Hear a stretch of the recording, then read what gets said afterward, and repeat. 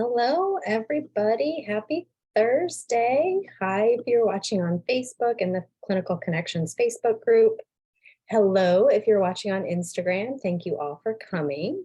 Welcome to this week's live training. So today is part 2 of the Business of PT series that I've been doing for the month of March.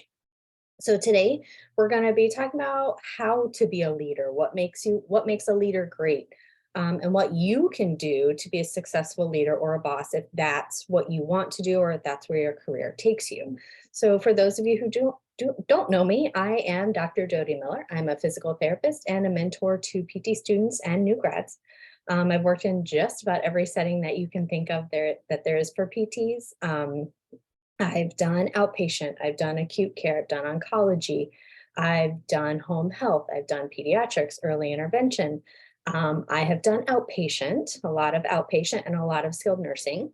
And I was a rehab director at a skilled nursing facility. And now I own a cash-based practice here in the Tampa area, working mostly with gymnasts and cheerleaders. And I'm also the owner of Clinical Connections Mentoring. So again, thank you for coming if you're here today. Whether you're watching live or you're watching the replay. So let's start with there. Like always, if you're watching live, please drop live. Tell me your name, where you're watching from. If you are watching the replay, go ahead and just tell me you're watching the replay, your name, where you're from. I just like to know who I'm talking to. So as I mentioned, I was a rehab director at a skilled nursing facility for 3 years. And I absolutely loved my job when I was there. I was a clinician at that facility for 3 years, and then position opened up and I moved into that rehab director position. And at the time, there was absolutely I had no patient care. It was all management time. I was able to make all of the decisions for the therapist, the department. I made decisions with the goal of keeping the morale high and what we could do as a rehab department to help better the patient care. That all of the decisions were mine. Nobody told me what I needed to do. Everything was literally up to me for the department. I had a boss. He was the administrator for the whole facility, but as far as the rehab department, decisions were up to me. I managed everybody's daily schedule. So I assigned them patients and how long they were going to see the patients. I organized the weekly schedules. I organized holiday schedules, time off schedules, managed PRN coverage. I had over 25 therapists, aides, support personnel. I ran all the meetings. I audited documentation. I managed personalities of the staff, of patients, and of family members. I was always putting out fires. I organized in-house continuing education opportunities. And I was also the SCCE. So I had relationships with PT schools and PTA schools and OT and CODA schools. And I paired the students with the CIs. And I spent a lot of time there. I wanted to make sure personality of the student matched the personality of the CI and that they would be a good pair so that it was a good experience for both people.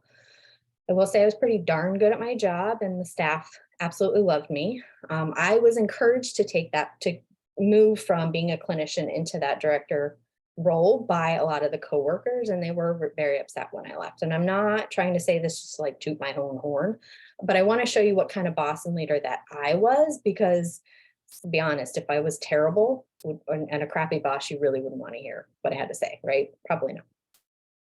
So as we get started, I want you to think about all of the bosses that you've had, right? Whether it was, working as a server or as a PT tech, or even if you're already a PT, think about the bosses that you've had, or an OT. Was there one that you absolutely loved, or was there one that you absolutely couldn't stand at all? So think about the characteristics of both of them. What stands out for the bosses that you loved? What stands out for the bosses that you really didn't like working for? And go ahead, if you feel comfortable, drop that in the comments, whether you're in the Facebook group or if you're watching on Instagram. Go ahead, drop some of those characteristics of the bosses that you loved and the bosses that you didn't like. What kinds of things stand out for you? I'll give you a moment to do that.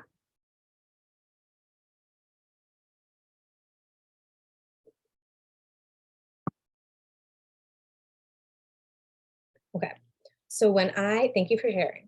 When I left my full-time DOR job, a lot of people that knew me and that I had been in that position began approaching me with a lot of questions about how to be a leader or a boss. Some even were like, maybe you should start teaching people how to do this. Teach people how to be a rehab director or a clinic manager. So that's my goal for today. I want to share with you all my knowledge and my experience with you so that you yourself can be a pretty badass boss, right? So let's start with the differences between a leader and a manager. Okay. So a manager tends to administer. Their goal is strictly to meet objectives and to delegate things to certain people. Okay. They want to just administer. They also are very focused on work. So their goal is to just get things done. They need to be done by this time. That's the focus. They also tend to have subordinates. So they tend to lead by authority. Okay. I'm the boss. I'm going to tell you what to do. And their focus is always on doing things right. Okay. So they tend to follow that existing culture of the department or the company. And they want to just kind of maintain that status quo. They don't want to they don't want to make a lot of changes. Let's just keep things and the culture how it is. Okay.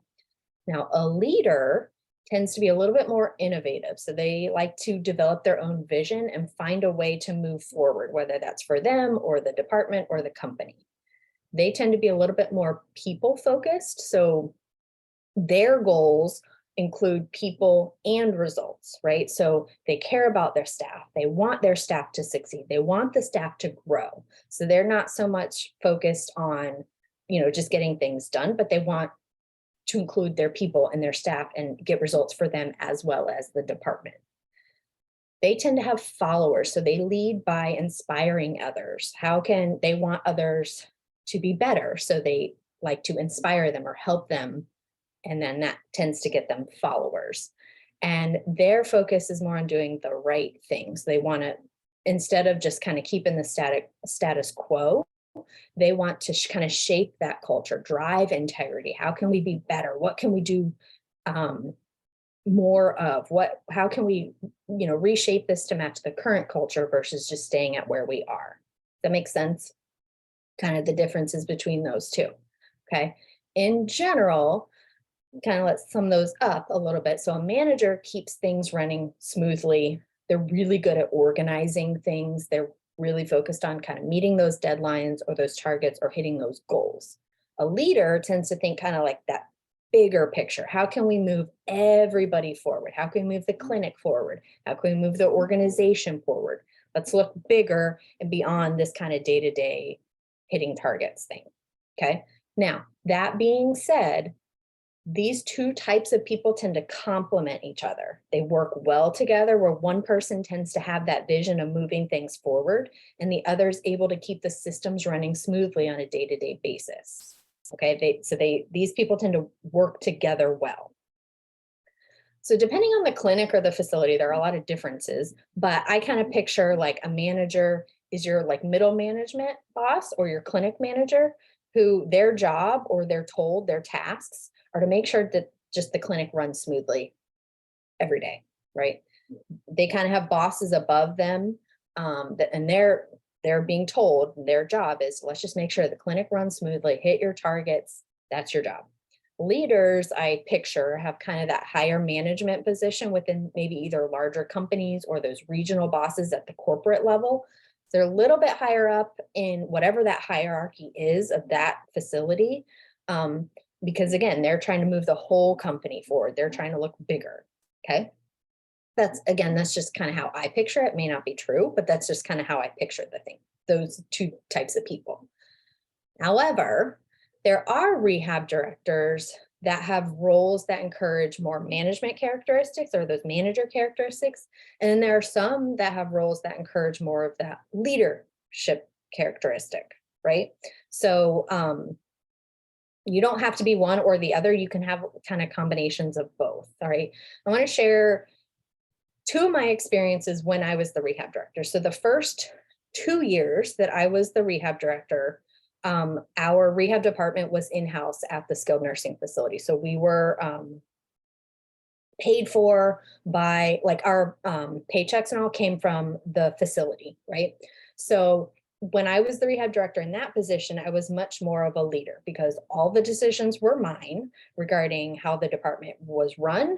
I had so much freedom to make choices. I was not micromanaged. Nobody was telling me you have to do this or you have to hit this number or you have to look at, there was none of that. Literally everything was up to me, whether I had more PRN staff or whether I gave somebody a day off, like all of it, I had a lot more autonomy. Everything was up to me. The last year that I was the rehab director at that facility, a contract company, rehab contract company came in and took over the rehab department. So now we were employed by the contract company. Once that happened, I became more of the manager type. I really wasn't allowed to make a lot of decisions. I kind of became like the middleman between the staff, and then now I had all these corporate bosses for the corporate rehab company. Um, so there really was not a lot of decision making for me. It was like day-to-day decisions, but a lot of it came from the corporate level. And it was like, you are going to tell your staff that they now have to work weekends. You are going to tell your staff that they don't have this many days off anymore. You have to limit how much PRN staff you're using. We have to hit these targets now.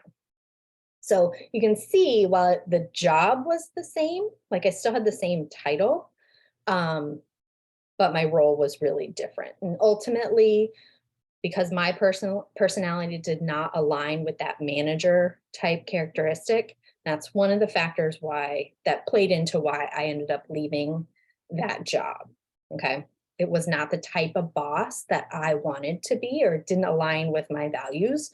And that's one of the reasons why I left. But again, same job, right? Same role, the same title, but because of the system changing around me, the characteristics of how I could lead had to change.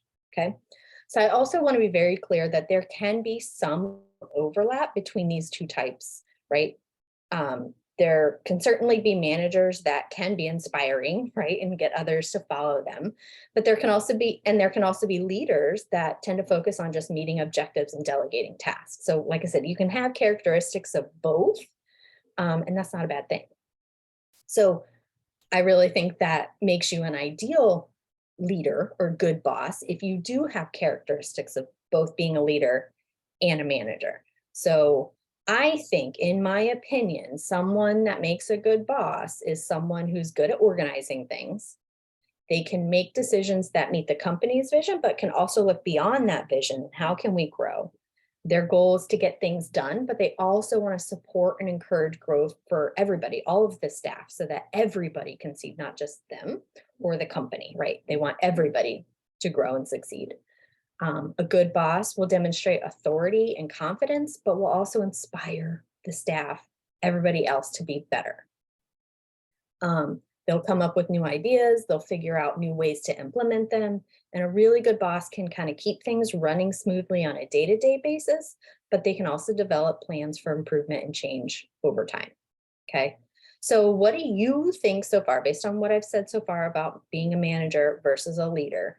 Do you see yourself as having characteristics of more of a manager? Do you see yourself having more qualities and characteristics of being a leader? Or do you see yourself as both? Go ahead and let me know in the comments where you kind of see yourself, which way. And let me be very clear, neither of these is wrong. Neither of them is bad. That's just, and it's okay, whichever one you are. So if you feel comfortable, go ahead and drop it in the comments. Where do you kind of see yourself falling into here?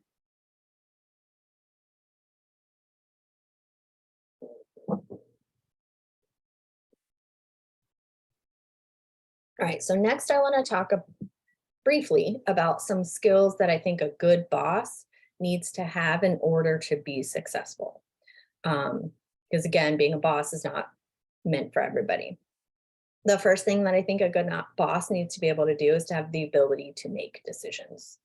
A boss has to make decisions all day, every day. Some are minor that don't have a lot of impact. Others are really big decisions that can affect every single person on that team. So if you're going to get into management or leadership or being a boss, you have to be comfortable with making decisions. You can't be wishy-washy, okay? You also have to be able to delegate, which can be very, very hard, right? A boss has to delegate their tasks to everybody. You have to be able to hand over certain tasks to different people, or you will burn out in that position. There's not enough time in the day to do everything that you want to do on your own. So you have to figure out how to delegate certain tasks to different people on your team. This means that you need to really pay attention and know and understand the strengths and weaknesses of each member of your team. So a good boss will be able to delegate tasks to people that suit their strengths, right? So if someone's really good at, I don't know, managing a schedule, then that person, give that task to that person, right?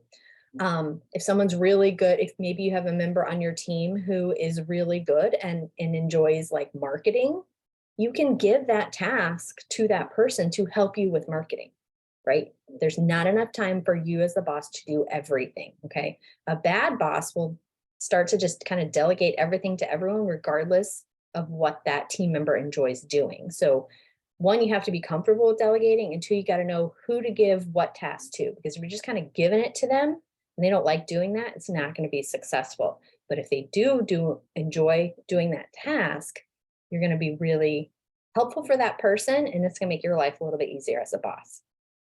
Okay. You also have to have the ability to listen. A good boss will listen to every member of the team and consider their thoughts and opinions, right?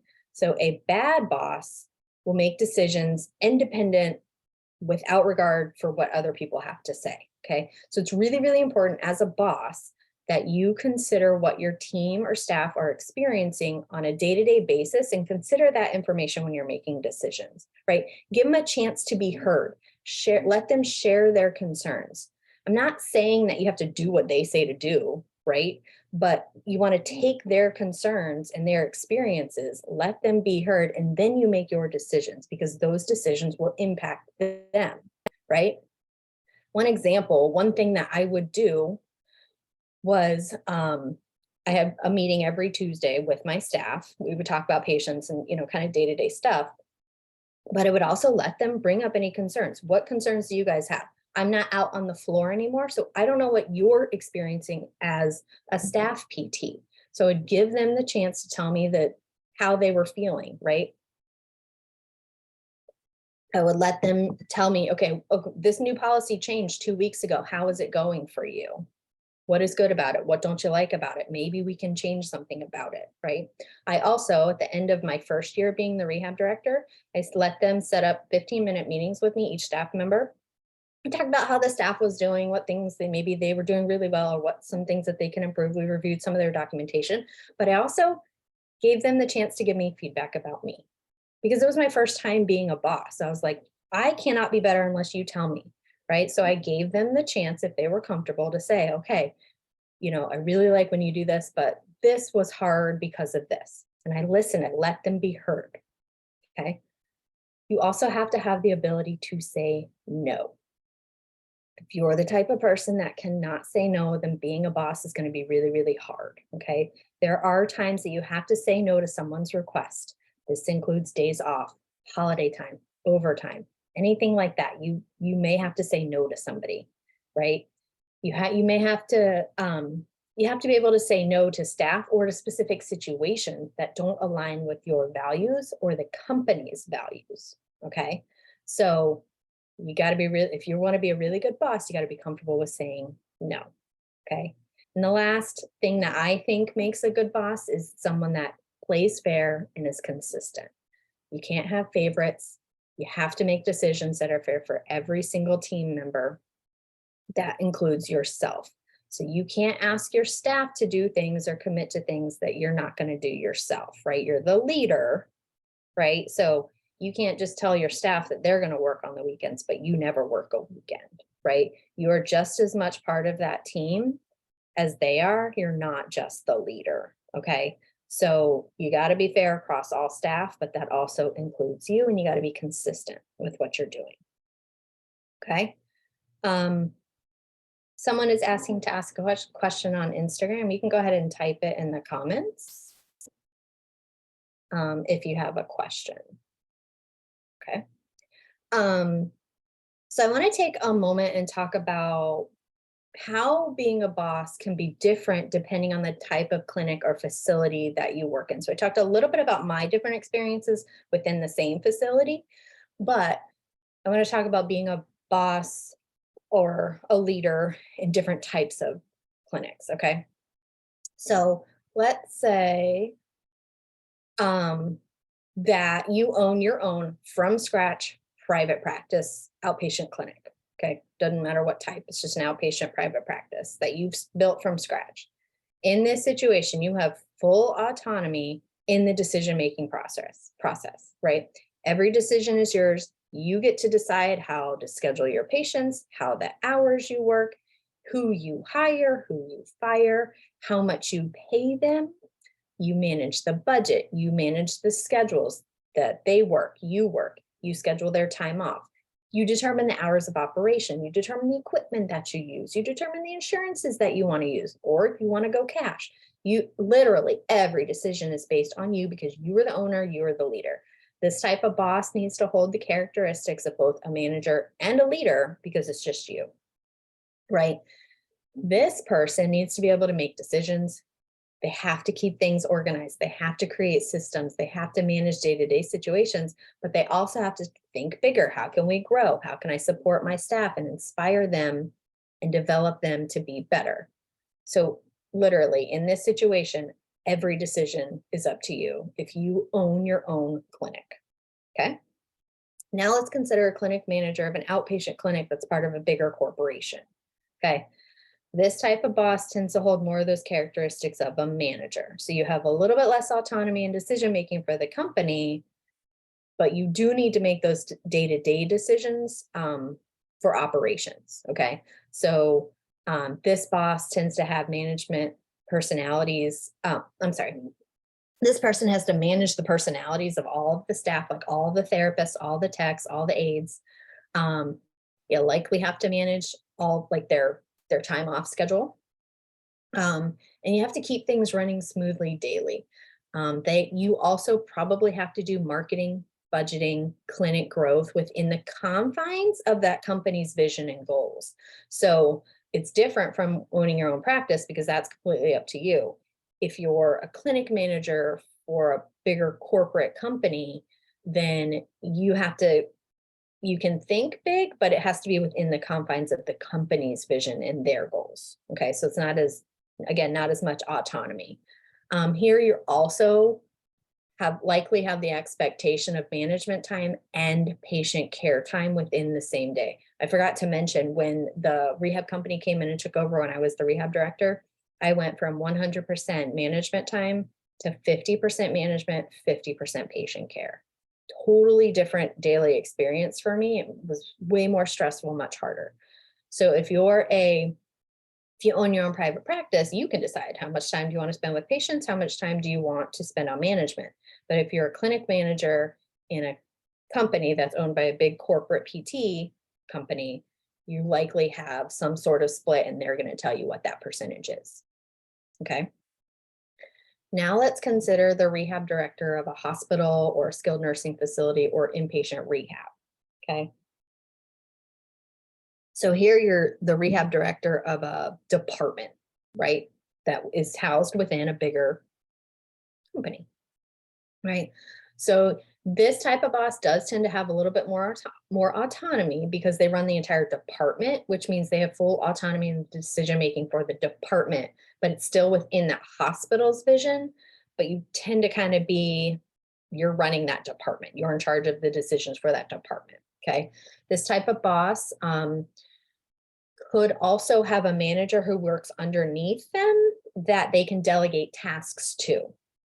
Right, so they likely can have characteristics of a leader or a manager, and they can delegate those day-to-day tasks to the manager, but also have that ability to think big picture for growth for the department, right? So within departments like that, in skilled nursing or inpatient rehab or an acute care hospital, usually you have a rehab director that runs the rehab department, and then there's likely going to be a clinic manager that maybe runs the outpatient part or the acute care part, right? So the rehab director can delegate to those managers and let them do the day-to-day tasks if they don't like to do those things. If the rehab director likes to do those things, they can keep that and delegate other things to the clinic managers. So there's a lot more autonomy there, and as far as what you would want, what you would be doing as the boss. Okay. This person has to make a lot of decisions for the department. They may likely, like I said, manage the staff schedules. They're going to do the hiring, the firing. They're probably managing the budget, likely doing a lot of the marketing, or like I said, they can delegate that to somebody else. And the rehab director of an entire department usually does not have any patient care time, unless, again, because they have a little bit more autonomy. If they want to see patients, they can probably work that into the schedule because they're in control of the department. Okay. Hope this is making sense and is somewhat helpful for you guys. So next, I wanted to talk about and compare these different types of boss positions because there are differences, right? And the reason is because new grads are starting to be offered these positions, right? Which is fine, in my opinion. If a new grad's offered a management position, that person needs to consider the expectations of that position. So a rehab director at a hospital, like I said, is very different from a clinic director of a corporate outpatient clinic. So I'm not saying it's not possible or that you are not capable of being holding a management position as a new grad, but you do need to understand the expectations and the characteristics that are needed for each type of boss, and they're very, very different. Okay. I do believe that new grads are certainly capable of holding leadership positions such as a director of rehab or a clinic manager, but it's not for everybody, right? Some new grads are cut out to be leaders right out of the gate. Some new grads are better suited getting some patient care experience. Being a clinician and being a clinic manager are two very different skill sets. You just have to know what you want to do, what your strengths are, and what your goals are. My job is to support and guide you. That's where I come in. If you're not sure, my job is to support and guide you to making the best decision for you, right? And there are a lot of things that go into that decision. It's not just, here's the job, here's an extra 20K because you're the boss. You got to figure out more about that job. And then that's where I can come in and support and help you guide you to make the decision that's best for you. Okay. I do think that if you're offered a management or a leadership position as a new grad, that you need to know what you're signing up for. So I want to quickly give you some things to think about or some questions to ask if you are in this position where you're a new grad and you're being offered a position to be a manager or leader. Okay. First question you need to ask is, what percent of my day is going to be management time and what percent is going to be patient care time? Huge difference if it's 0%, 50%, 100%. Okay. Another question is, what is expected of me in this role? What are my responsibilities going to be? And am I up for that role and those responsibilities? Right? Because remember, it's different based on where the type of clinic that you're going to be running. Right? And another question to ask is, am I being offered this role for the right reasons? Is it because I'm cheaper because I'm a new grad and the company's taking advantage of that? Or do I actually have the skill set to be a boss? Do I have experience and that's why they're offering it to me? So you want to really think about why are they offering me this role? Am I taking this position because I actually want it or because it's going to just look good on my resume in the future? Right? If you're going to take a management position as a new grad, you really want to make sure it's because it's something you want to do. It's a tough role. Okay. Another question. If I take this role, will I be up to the challenge of managing others, making decisions for others, possibly working longer hours, having to put out fires a lot, telling people no, right? Think about some of the things I talked about earlier. If you take that role, are you up to those challenges? Okay. Another question, what are the pros and cons? Pull out a piece of paper, make a list. What are the pros and the cons of this position for me right now, 1 year from now, or 5 years from now? Okay. And the last question you want to ask yourself, if you're being offered a leadership position as a new grad, if I say yes to this, what am I saying no to? Okay. It's a pretty powerful question. If I say yes to this job, what does that mean I'm saying no to? Okay. So I've been talking today a lot about how to be a good boss. I can share my opinions and my experiences, but ultimately, I think the type of boss that someone is truly based on your personality, and your past experiences and your development all play a role into that. Some people are built to lead. They can easily come up with ideas. They can think outside of the box. They can lift up others. They can inspire others. Some people are built to manage. They love creating systems and organizing things, right? They love Excel. They love making sure things are running smoothly and that they're done a certain way. Some people are not built to do either. They enjoy simply coming into work every day, treating their patients, not having to worry about making decisions that impact an entire team. They only have to worry about their daily task list. Every single one of these people are perfectly fine, right? If you're meant to manage, that's perfect for you. If you're meant to lead, that's perfect for you. If you're meant to just go in every day and treat your patients, that is perfect for you. Okay. I hope you learned something new today. Please go ahead and drop in the comments, whether you're watching on Instagram or in the Facebook group, drop your aha moment, something that light bulb moment, something that really stood out for you, something new that you learned. Share, let me hear what you say. Somebody else watching the replay may also learn something and learn the same thing that you did. So please share it in the comments. I want to thank you for watching today, whether you're watching on Instagram or whether you're watching in the Facebook group. If you have any questions about what I talked about today, please feel free to message me or leave your questions in the comments. And I will see you next time. Thank you. Bye.